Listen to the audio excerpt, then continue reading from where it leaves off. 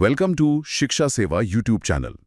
आज हम एक ऐसी कहानी की गहराई में उतर रहे हैं जो हमारे चारों तरफ है, पर शायद हम उस पर कभी इतना ध्यान नहीं देते। ये कहानी है पौधों की। बिल्कुल। सोचिए, एक वक्त था जब जमीन पर सिर्फ चट्टानें थी, धूल थी, और फिर पानी से जिंदगी बाहर निकली और उसने इस ग्रह का चेहरा ही बदल दिया, हमेशा के लिए। हमारे पास कुछ बहुत ही दिलचस्प विजुअल नोट्स हैं जो इस पूरी विकास यात्रा को, इस महागाथा को परत दर परत खोलते हैं। तो चलिए शुरू करते हैं। जरूर।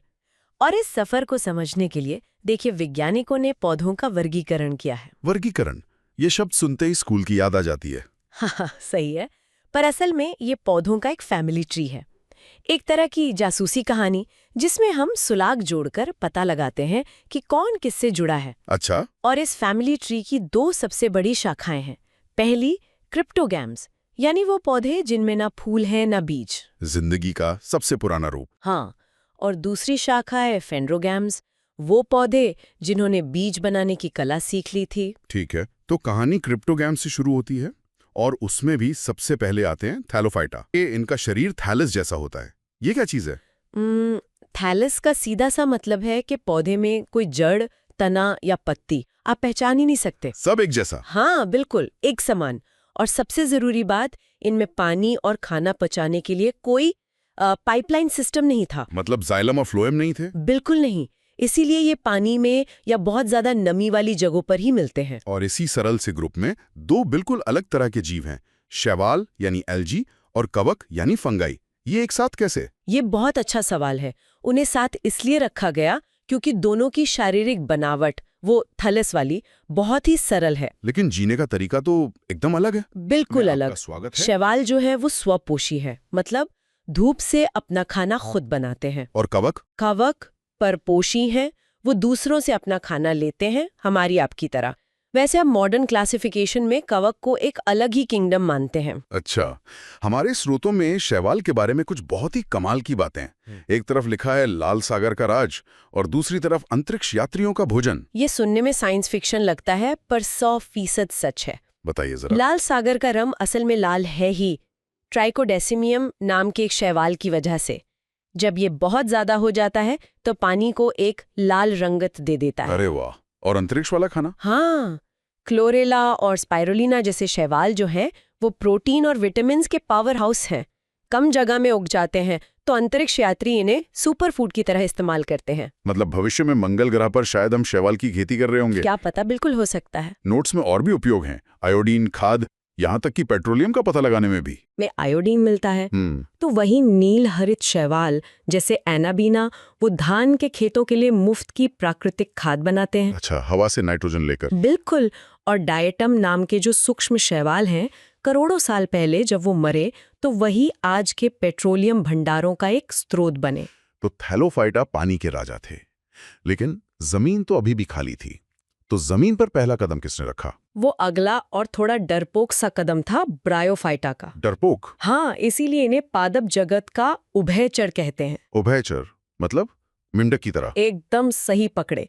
जैसे मेंढक रहता तो जमीन पर है, लेकिन अंडे देने के लिए उसे पानी में जाना पड़ता है। बिल्कुल ठीक वैसे ही ब्रायोफाइटा जमीन पर उगते तो थे, लेकिन अपने जीवन चक्र को पूरा करने के लिए, यानी प्रजनन के लिए, उन्हें पानी की एक पतली परत की जरूरत होती थी। तो वो पानी से पूरी तरह आजाद नहीं हो पाए थे? नहीं, और उनमें तने और पत्ती जैसी बनावट तो थी, पर वो नकली थी। असली जड़ें और वो पाइपलाइन सिस्टम अभी भी गायब था। इसका एक बहुत मशहूर उदाहरण है स्फैग्नम मॉस। हाँ, पीट मॉस भी कहते हैं उसे। उसमें क्या खास है? स्फैग्नम एक जादुई स्पंज की तरह है। ये अपने वजन से 20 गुना ज्यादा पानी सोख सकता है। 20 गुना में आपका जी हाँ, स्वागत है। इसीलिए नर्सरी वाले इसे मिट्टी में मिलाते हैं। और पुराने जमाने में इसके एंटीसेप्टिक गुणों की वजह से इसे घावों पर पट्टी की तरह भी इस्तेमाल किया जाता था। और ये ईंधन भी बनता है? हाँ, जब यही मॉस हजारों साल तक दलदल में दब जाता है तो पीट बन जाता है, जिसे सुखाकर ईंधन की तरह इस्तेमाल करते हैं। ठीक है,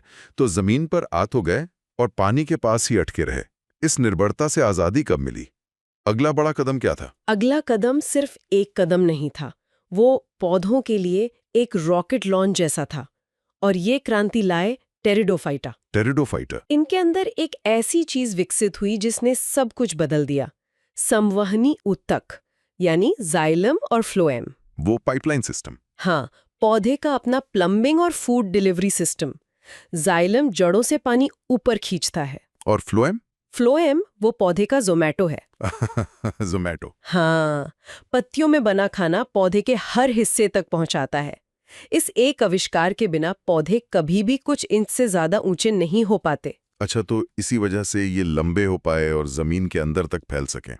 तभी तो इन्हें पालप जगत का सरीसृप कहा गया है। एकदम सही।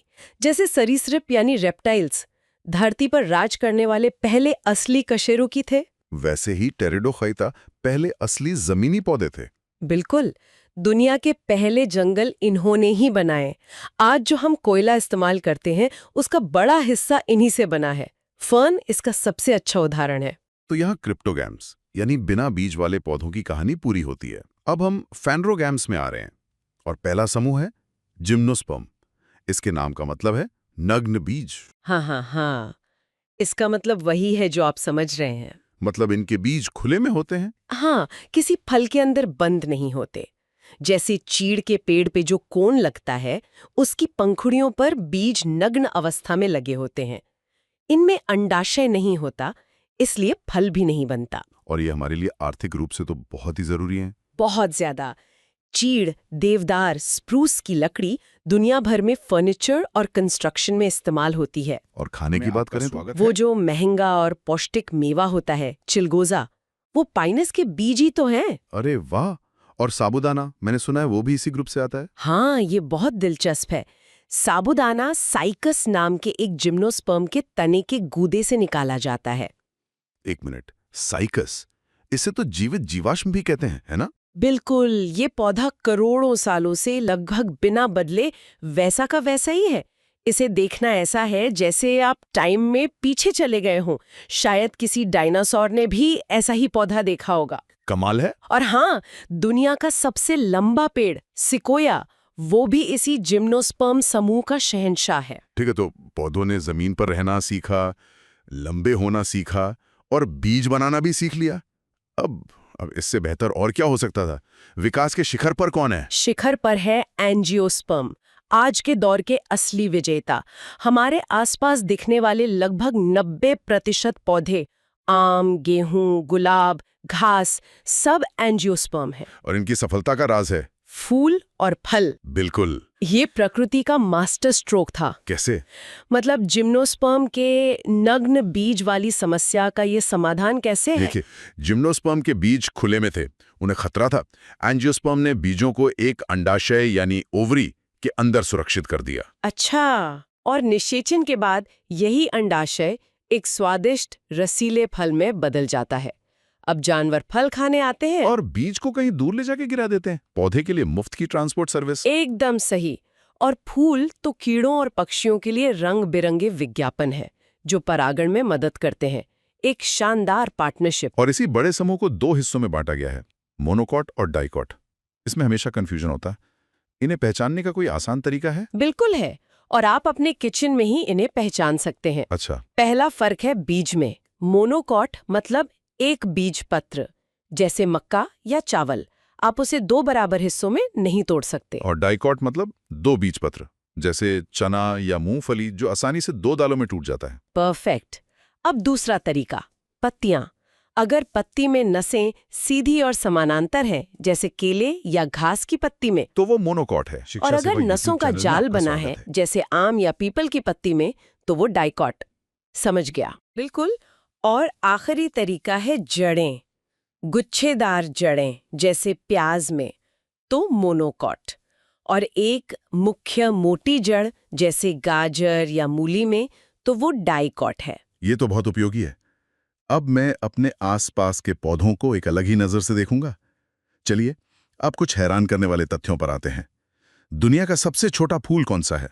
वो है वॉल्फिया। इतना छोटा कि राई के दाने जैसा दिखता है और पानी पर तैरता है।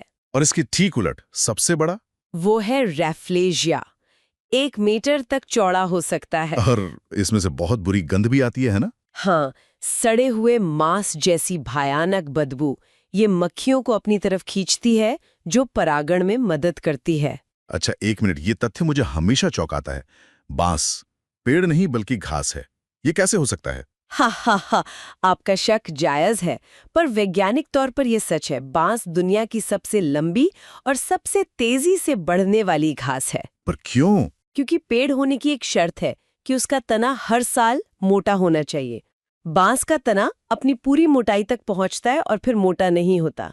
ये घास परिवार का ही एक विशाल सदस्य है। वाह, आज तो कई गलतफहमियां दूर हो गई। अच्छा, इस सारी जानकारी को समेटने के लिए हमारे नोट्स में एक टेबल और एक मजेदार ट्रिक भी है।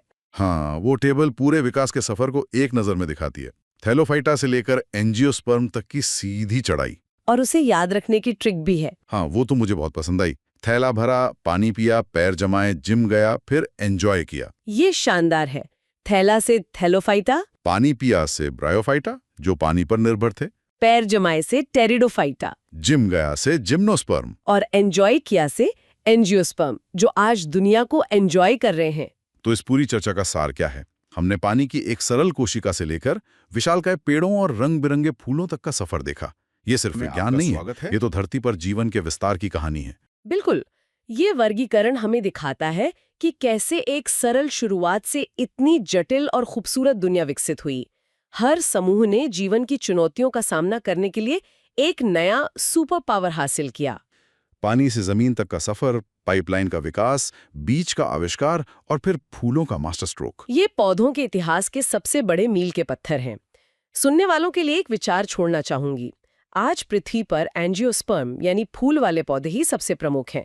हमारा भोजन, हमारा इकोसिस्टम, सब कुछ उन पे निर्भर है।